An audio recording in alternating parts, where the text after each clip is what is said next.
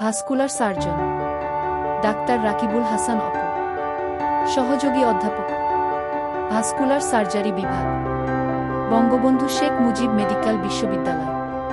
প্রতিনিয়ত রক্তনালী জনিত সকল রোগের চিকিৎসা প্রদান করছেন। আজকে আমরা যে রোগী নিয়ে আলোচনা করব, আব্দুর রহিম, বয়স ৬৫ বছর। নিম্নে তার উপসর্গগুলো দেওয়া হল। এই রোগীর ডান পায়ে ঘা ছিল। ১ মিনিট হাঁটলেই উনি বসে পড়তেন। সে ধূমপান করতেন এবং ডায়াবেটিস অনিয়ন্ত্রিত ছিল।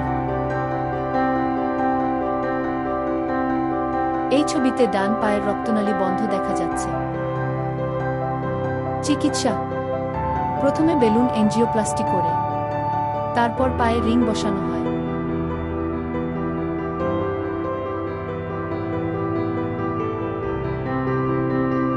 রিং বসানোর পর সচল রক্তনালী। অপারেশনের আগে, অপারেশনের পরে।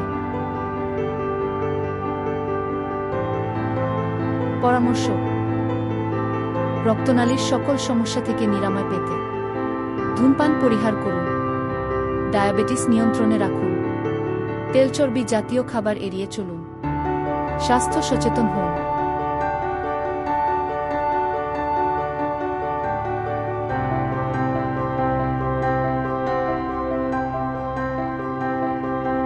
সঠিক সময়ে চিকিৎসা নিন, পঙ্গুত্ব থেকে বাঁচুন। ধন্যবাদ।